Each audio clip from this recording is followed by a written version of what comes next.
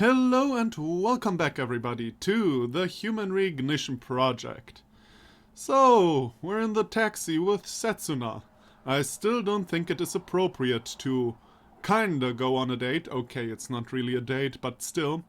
It has the vibe of crush stealing, doesn't it? I personally think it is not appropriate.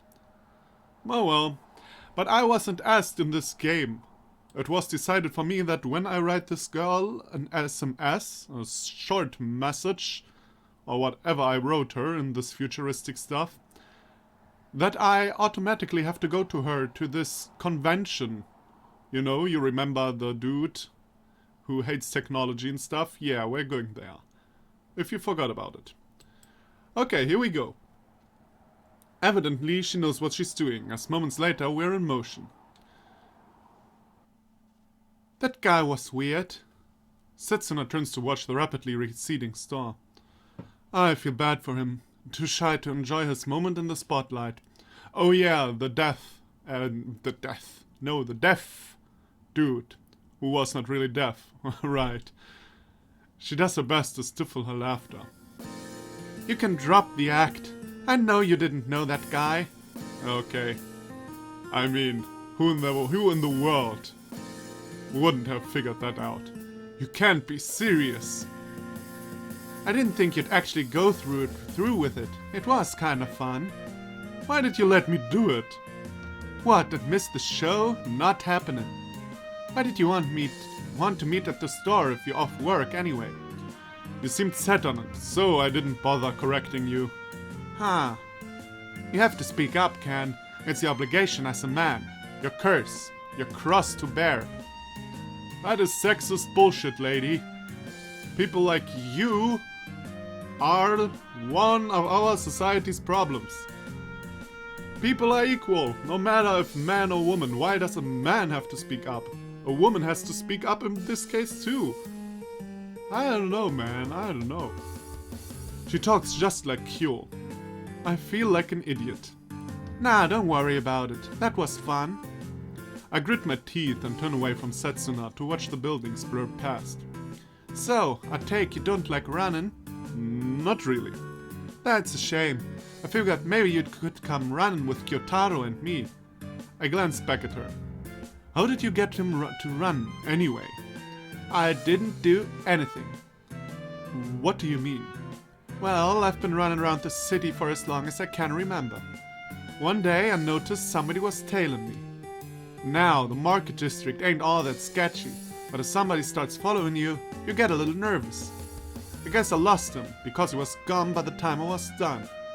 Next time I go running, he shows up again. He's getting closer each time. The kind of thing you'd expect from a horror movie. This one time in particular, I thought I'd lost him. It was right at the end of my run, so I was taking a break on the side street. Kyo comes up right behind me and calls out to me. I did what any girl would and kick him straight in the crotch. Well, I'm not sure if every girl would do that.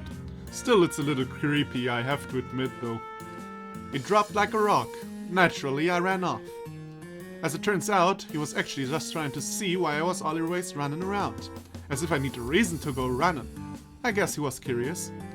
After he explained himself, we hit it off, and ever since then he's been joining me on runs. Well, occasionally. How did he explain himself after you kicked him in the balls? Or maybe next time they met, but still.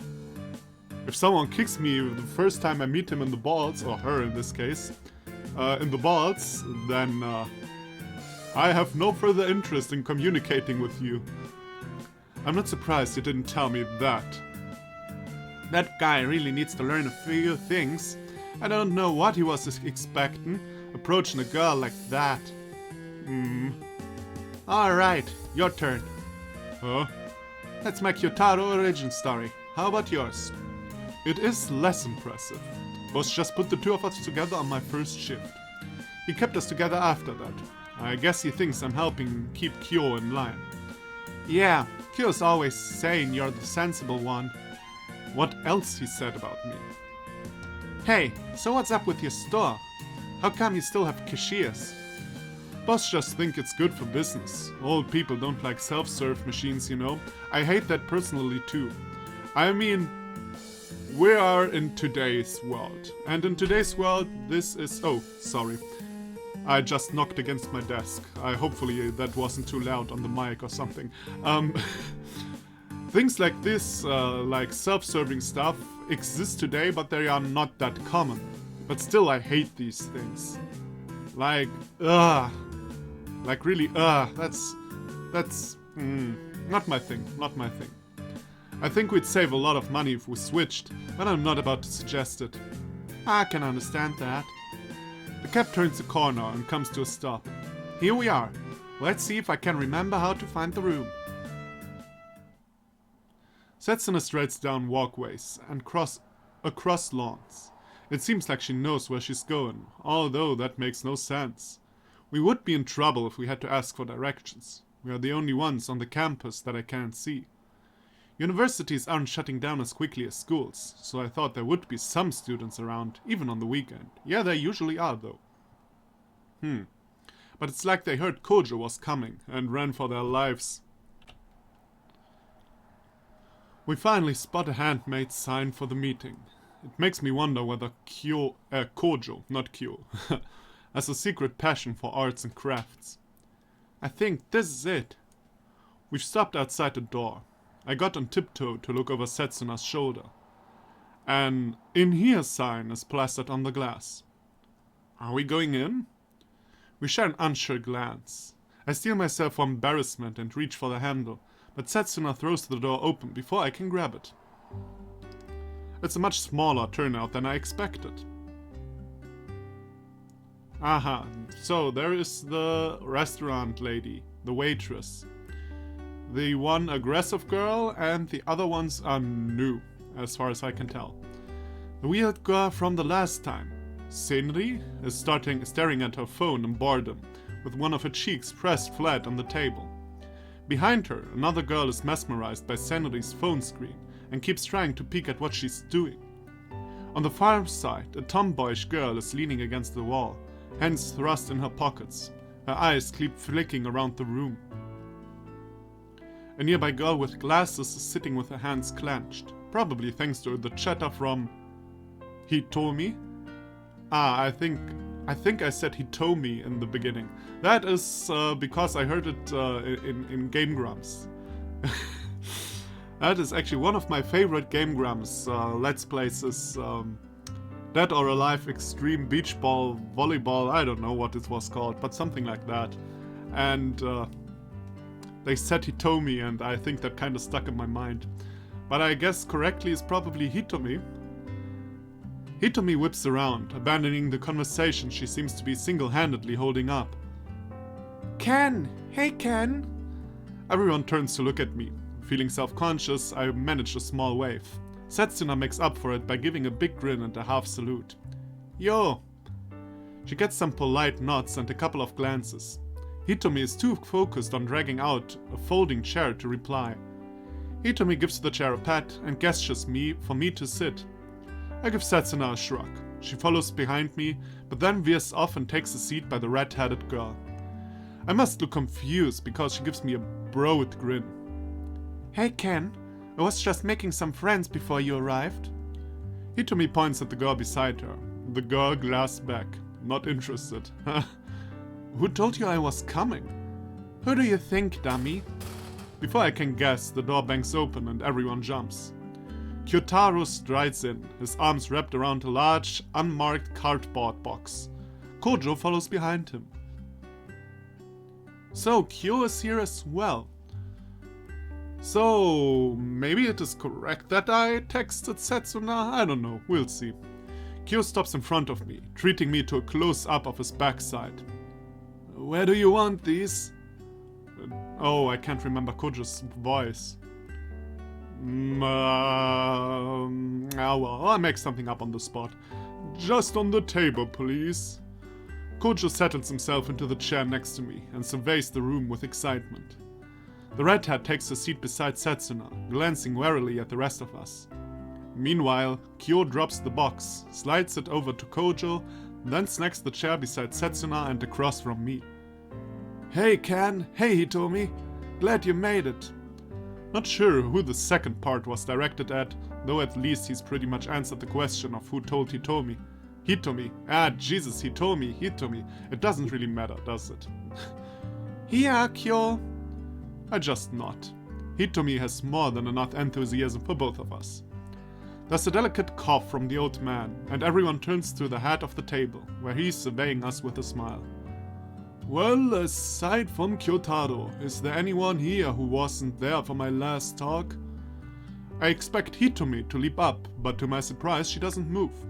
Instead, Kyo's hand rockets into the air, barely missing Setsuna's face. Ken wasn't... Whoops. I skipped that, my bad. Sorry. What did he say? Ken wasn't. Okay, thank you. He jabs a raised thumb at me, and once again I find myself at the center of attention. Yeah, I stayed until the intermission, then took Kyotaro back to work. Kojo smiles in a way that makes me want to throw something at Kyo. That shouldn't be a problem. Did you happen to see Miss Kanzaki? Oh yeah, we saw her. Miss Kanzaki looks up from her phone, frowns, then looks down. Kojo's smile wavers before righting itself. Well, Ken, today isn't simply another chance for me to talk. I'll be going into more detail later on. But for now, I think this is the perfect opportunity for us all to become properly acquainted. If I was you, Mr. Professor Man, I would wonder why only teenagers are coming to me. Just saying. Oh well, they're probably not really teenagers, but young adults, but still. I'd like you all to stand up and say something about yourselves. There's some general shuffling and a sudden interest in the floor. Yeah. Huh. No volunteers? Someone will volunteer. Kyotaro, Setsuna, or my hyperactive neighbor for sure. None of them speak. I glance over at Kyotaro, only to find he and Setsuna are smirking at me. Hitomi lets out a muffled laugh. How about you, Ken? Before I can do anything, Kojo motions to me. I'm sure Kyotaro arranged this. I glare at him and stand slowly, aware of all the eyes on me. My name is Ken Senkawa. I watch a lot of movies and work a dead-end job at a convenience store. I could mention the movies I like, but I'm not sure if I should go into so much detail. Alright, well, it's nice to meet you, Ken. Next, we'll just go around the room from there. My ass has barely touched my seat when Hitomi explodes from hers. Hello, I'm Hitomi Kanahito. I'm the waitress at a Chinese restaurant called Huang Quan. Our hours are really early to really late. I want to make lots of friends, so come see me sometime. So advertising is her job here, I guess. I wonder if the girl with glasses can do any better. Apparently not. Even after Hitomi sits, she stays rooted to her seat. We wait patiently for her to do something. Finally, she stands, though her gaze remains fixed on the floor. Hello, I'm Yukino Kajihara. And she is back down. The red hat is next, easing up out of her chair. Aya Akiyama. I'm here because I liked the last talk. Didn't realize there was going to be so much. She frowns and glances around the room. Audience, participation. So you're the sarcastic one, eh? With a shrug, Aya slumps back down. Next up is Senri, who pockets her phone and steps up with a smile. I'm Senri Kanzaki. I study robotics so I can change the world. I'm also extremely clever. Huh. After this humble declaration, yeah, Senri returns to her seat.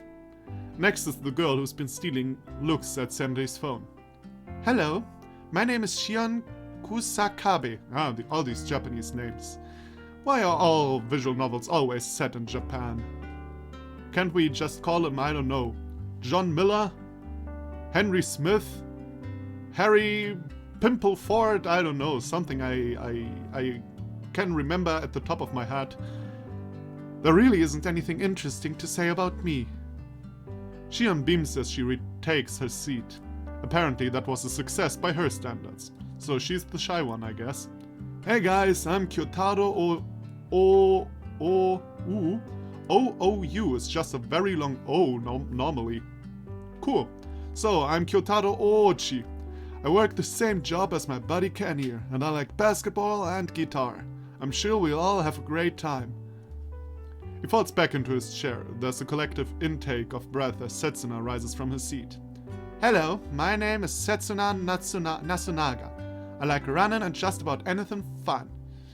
She sits while Kojo creaks to his feet. Excellent. It's nice to see you're all so eager to get started. Sir, you didn't introduce yourself. Huh. So, let's get right to the point. I noticed something when you all sat down. In fact, I can still see it.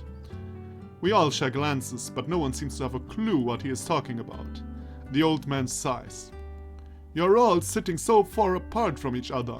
I even specifically asked for a small table to see if this would happen. Now that I look, he's right. We're all sitting about a meter back. Except Yukino. She's back even further. That is not unusual for total strangers, though, is it?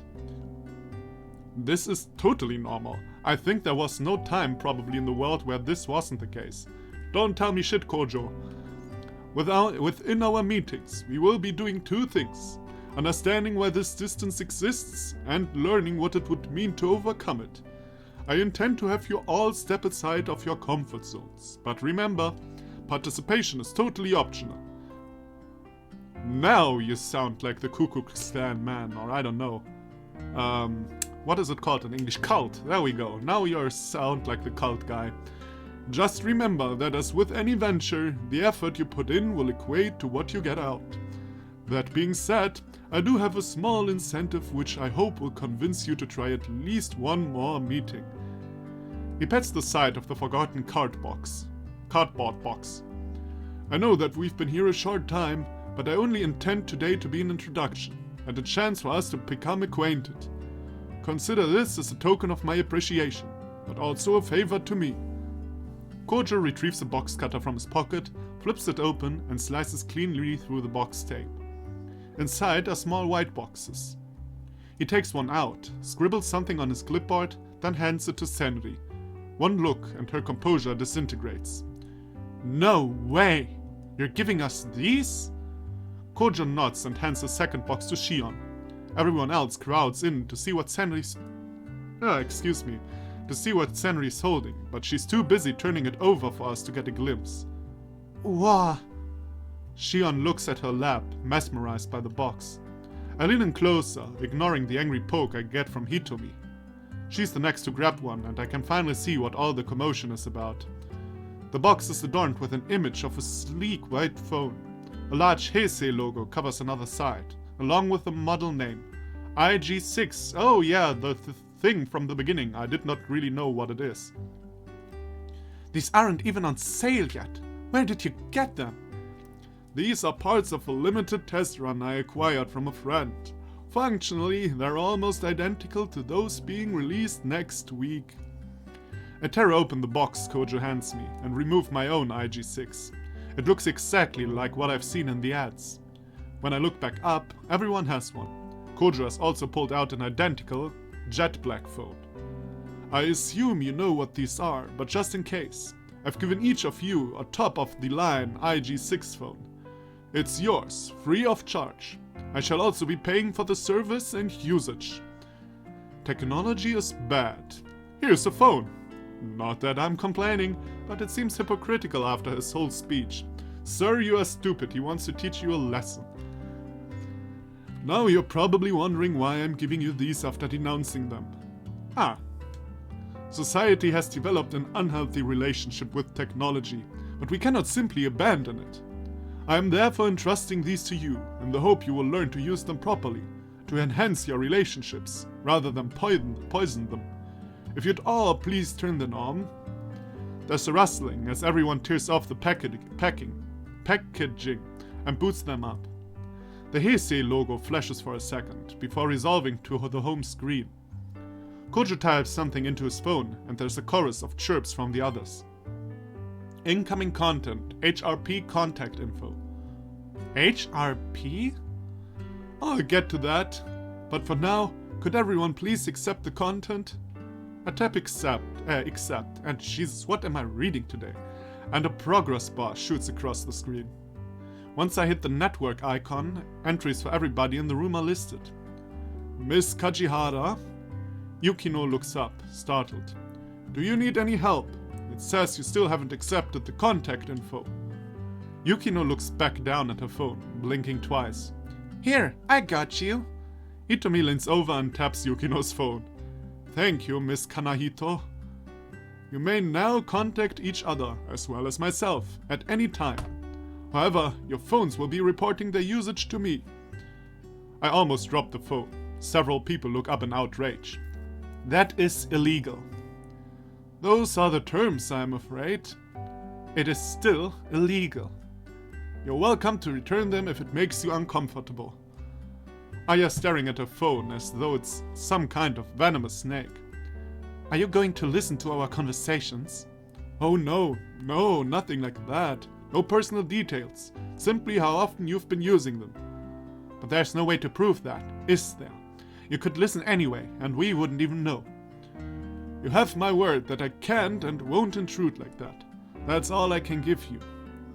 Aya doesn't seem convinced. Who the fuck was Aya again? Ah, the red-haired girl. Okay, yeah, I remember now. She gives the phone another hard look, and then shrugs and shoves it unceremoniously into her pocket. Senri frowns and does the same, with even more reluctance. I can't believe they're going along with it. Hey, hold on a minute. Why do you even need to do that? Ah, I had forgotten you missed the end of our last meeting. Well, so Mr. Senkawa knows. At the conclusion of my talk, everyone here agreed to join a group, based on the ideas I put forward. And part of that is you needing to know who we are calling? This is simply so I'll know you are using the phones properly. What is properly? I'm glad you asked. Allow me to ring up the HRP Aya mentioned. Welcome everyone to the Human Reignition Project. And this is where the demo ends. Ah, too bad. That would have been a cool ending. Our goal is the reversal of the alienation that has consumed society. And I guess that is the perfect time to stop, isn't it? I think it is the perfect time to stop. Okay, so thank you everybody for watching. Come back for the next part and we'll learn what this is all about, even though it is kind of obvious, but still, you know. Yeah, and I'll see you then. Leave comments and stuff down below if you feel like it. Bye bye.